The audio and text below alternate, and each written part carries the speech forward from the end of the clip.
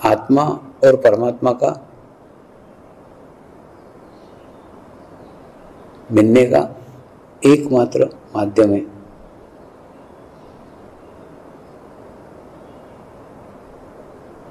इसलिए इसमें शरीर की कोई भी अपेक्षा नहीं होनी चाहिए।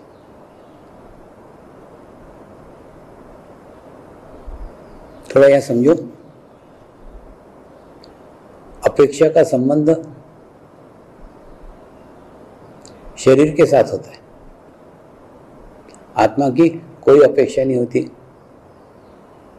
आत्मा की कोई इच्छा नहीं होती, आत्मा की कोई बीमारी नहीं होती, आत्मा की कोई समस्या नहीं होती, आत्मा की कोई परिस्थिति नहीं होती। ये जो सब बातें ना, ये सब बातें शरीर से संबंधित है, इसीलिए वो अपेक्षा के रूप में सामने आती है। तो इसलिए अपेक्षा एक ऐसा शब्द है जिसको एक्सपेक्टेशन बोलते हैं, तो वो हमको हमारे मार्ग से पथभ्रष्ट करता है, हमारी साधना को अशुद्ध करता है, हमारी साधना को अपवित्र करता है। इसलिए कोई भी अपेक्षा के साथ ध्यान मत करो। कई लोग मुझे खूब शक्तियां मिलनी चाहिए, मुझे खूब सिद्धियां मिलनी चाहिए, ऐसा सोचकर सिद्धियां पाने के इच्छा से ध्यान करते हैं। ये भी एक अपेक्षा है ना।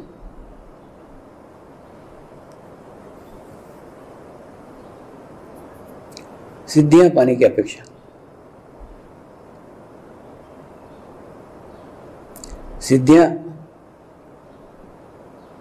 ऐसे कभी भी प्राप्त नहीं हो सकती। और ऐसे सिद्धियों की अपेक्षा के साथ अगर ध्यान किया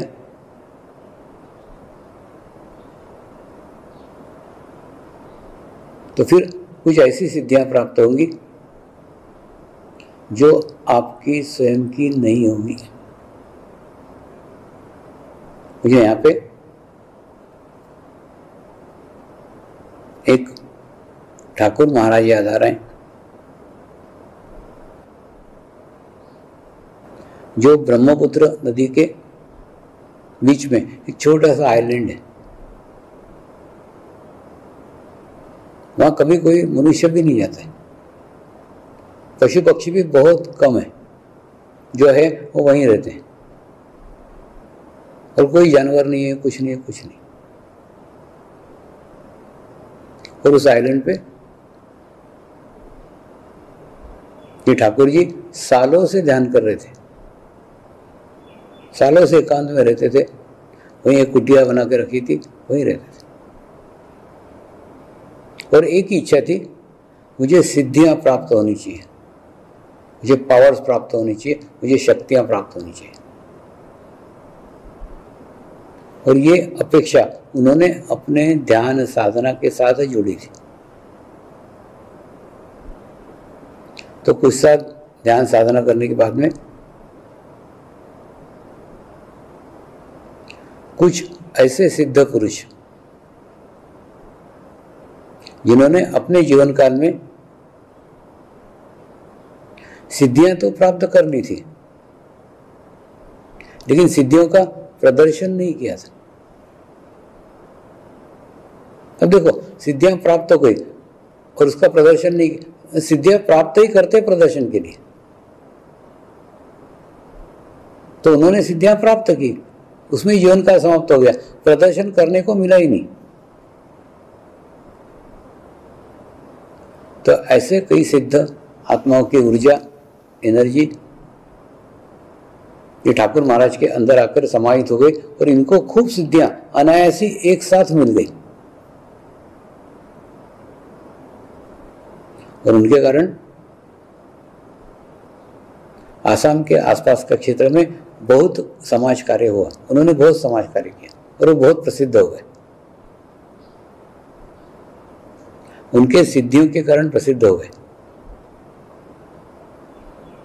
लेकिन एक बार उनकी बड़ी उम्र के अंदर उनको ही उनके गलती का एहसास हुआ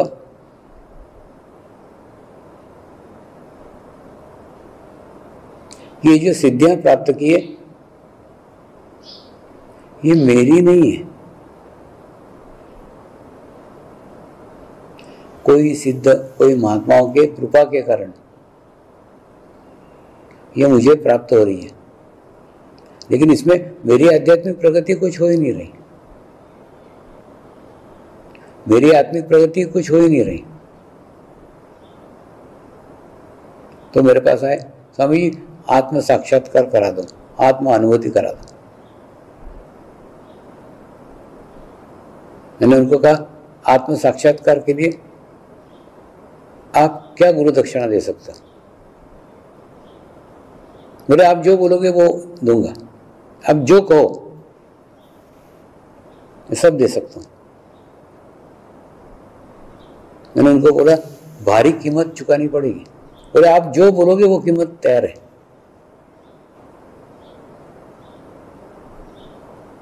मैंने कहा आपकी सारी सिद्धियां चली जाएगी क्योंकि वो आपकी नहीं है। तैयार हो गए और जैसे आत्म साक्षात्कार मिला ना, उनकी सारी सिद्धियां चली गई, लेकिन आत्म सुख का अनुभव हुआ, आत्मा आनंद का अनुभव हुआ। वो बोले स्वामी जीवन भर समाज कल्याण किया,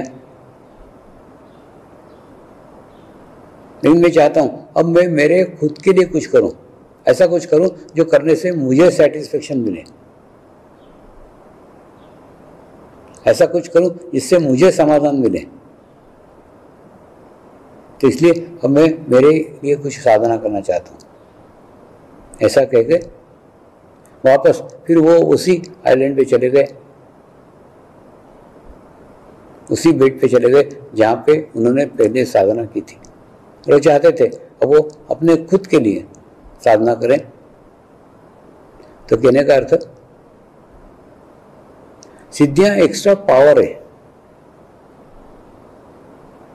सिद्धियां एक्स्ट्रा ऊर्जा है, लेकिन वो ऊर्जा अपनी खुद की होनी चाहिए, किसी ने दी हुई नहीं, किसी से प्राप्त नहीं। किसी की होगी तो जैसे आ रही है वैसे जा सकती है।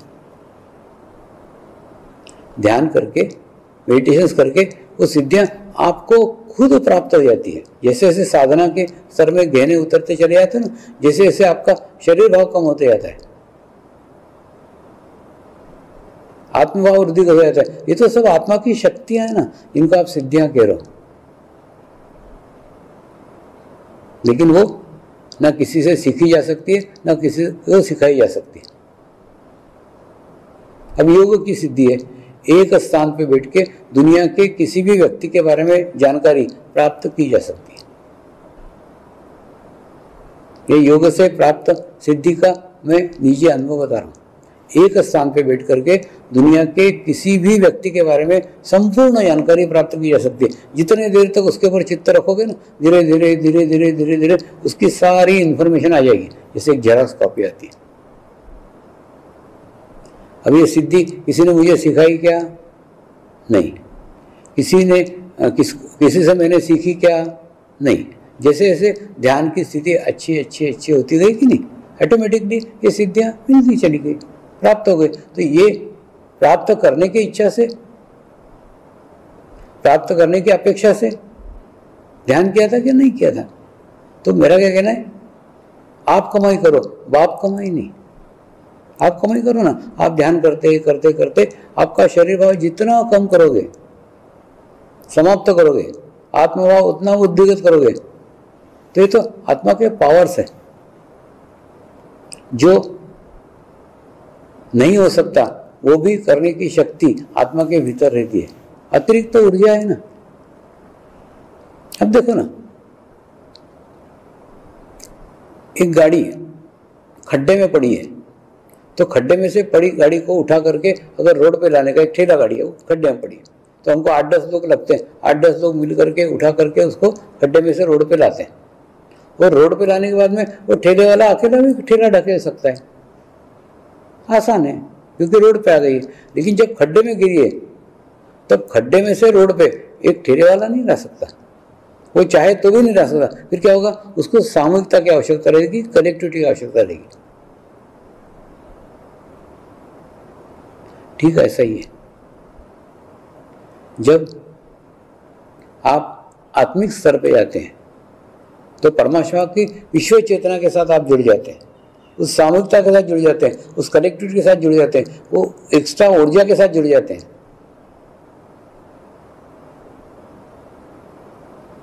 वो आत्मिक ज्ञान के साथ जुड़ जाते हैं। हमें ना वही ज्ञान मालूम है जो ज्ञान कोई किसी व्यक्ति को सिखा सकता है, वो ज्ञान कोई किसी से सीख सकता है। लेकिन मैं उस आत्मज्ञान की बात कर रहा हूं, उस आत्मशक्ति की बात कर रहा हूं जो कोई किसी को सिखा नहीं सकता, कोई किसी से सीख नहीं सकता, वो केवल गुरु सानिध्य में प्राप्त हो जाती। इसको एक उदाहरण से समझाता हूं। एक बार 90 जैन मुनियों का शिविर मैंने अहमदाबाद में लिया, और जब शिविर चल ही रहा था तो शिविर के दौरान एक गच्छाधिपति थे, उनका पत्र आया मुझे, स्वामी जी आपके हिमालय का समर्पण योग में आपने जो जैन धर्म के बातें लिखी है, गूढ़ बातें लिखी है, गहन बातें लिखी है, जो बातें केवल और केवल संस्कृत के हमारे मूल ग्रंथों में हैं, तो आप संस्कृत के महान विद्वान हैं। मैंने मुस्कुराते हुए कहा, महाराज जी मैं संस्कृत का विद्वान नहीं हूं, मुझे संस्कृत की भाषा आती नहीं है, लेकिन जिन जैन गुरुओं के सानिध्य में रहा उनको पूर्णतः समर्पित रहा, उसके कारण उनके सानिध्य में मेरा अलग कोई अस्तित्व ही नहीं था, उनके सानिध्य में अस्तित्व शून्य था। तो ऑटोमेटिकली उनके भीतर का ज्ञान, उनके भीतर का नॉलेज मेरे अंदर ट्रांसफर हो गया। उन्होंने दिया नहीं, मैंने उनसे लिया नहीं, और मैं जैन नहीं हूं इसलिए जैन धर्म पे हमारी कोई भी चर्चा नहीं हुई। उसके बावजूद भी जैन धर्म का खूब गहन ध्यान, जैन धर्म की खूब गहन बातें, जिसका ज्ञान, जिनका नॉलेज मेरे गुरुदेव का था, वो ज्ञान, वो नॉलेज धीरे धीरे धीरे धीरे धीरे ऑटोमेटिकली मेरे में ट्रांसफ़र हुआ। और ट्रांसफ़र होने के बाद में जब उनकी इच्छा हुई मैं उनके बारे में समाज को जानकारी दूं, तब जाकर के समाज में आने के 8-10 साल बाद फिर उनके बारे में लिखा गया। इसमें ना एक ध्यान रखने का है कि हमको वही ज्ञान मालूम है जो ज्ञान कोई किसी से सीख सकता है, कोई किसी को सिखा सकता है। तो ये वो ज्ञान है जो कोई किसी को सिखा भी नहीं सकता और कोई सीख भी नहीं सकता। तो मुझे वो ज्ञान उनसे प्राप्त हुआ है, तो मैं उस ज्ञान की बात कर रहा हूँ, उस आत्मज्ञान की बात कर रहा हूँ, उस आत्म नॉलेज की बात कर रहा हूँ। लेकिन वो ज्ञान वो कभी अपेक्षा से नहीं मिलता, वो नॉलेज कभी भी एक्सपेक्टेशन से नहीं मिल सकता। मुझे मिलना चाहिए ये इच्छा से नहीं मिल सकता, क्योंकि मिलने की इच्छा, मिलना चाहिए अपेक्षा, ये सब बातें शरीर स्तर की है। और वो जो क्षेत्र है, वो क्षेत्र शरीर स्तर का है ही नहीं। जब तक आपका शरीर भाव समाप्त नहीं होता तब तक आपका उस क्षेत्र में प्रवेश भी संभव नहीं है। इसलिए अपेक्षा के साथ कभी कोई साधना मत करो, अपेक्षा कोई अभ्यास मत करो, कोई सिद्धियों की भी अपेक्षा मत करो। सिद्धियां भी प्रदर्शन के लिए ना, अब बताओ ना, सिद्धियां पाने के बाद में उनका भी एकांत समाप्त हो गया। अच्छे भले आइलैंड में साधना कर रहे थे, ध्यान कर रहे थे, वो आइलैंड छोड़ के उनको समाज में आना पड़ा ना, क्योंकि सिद्धियों का प्रदर्शन वहां किया ही नहीं जा सकता। सिद्धियां प्रदर्शन के लिए रहती, उसके भी अंदर मत अटको। सिद्धियां भी रुकावट है, इसलिए उसके भी पार जाओ, उसके भी परे जाओ। और वो कोई अपेक्षा से, सिद्धियों की भी अपेक्षा से इस मार्ग में मत आओ, क्योंकि फिर वो आपको प्रदर्शन की ओर ले जाएंगे, और जब प्रदर्शन करने जाओगे फिर आप अपने आप से ही दूर होते चले जाओगे। देखिए, प्रदर्शन किया नहीं जाना चाहिए, प्रदर्शन होना चाहिए। अगर ये होता है तो ये स्वाभाविक है, नैसर्गिक है। नैसर्गिक रूप में होने दो ना, तुम्हारे अंदर सिद्धियां हैं, ये नैसर्गिक रूप में लोगों को पता चलने दो। उसका प्रदर्शन करने की क्या आवश्यकता है?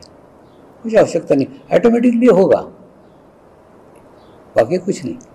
तो ये संदेश, एक मैसेज सभी साधकों के लिए कि साधना के क्षेत्र में कोई अपेक्षा के साथ मत आओ, कोई इच्छा के साथ मत आओ, सिद्धियां प्राप्त करने की इच्छा से बिल्कुल मत आओ। बस यही मैसेज था, यही संदेश था।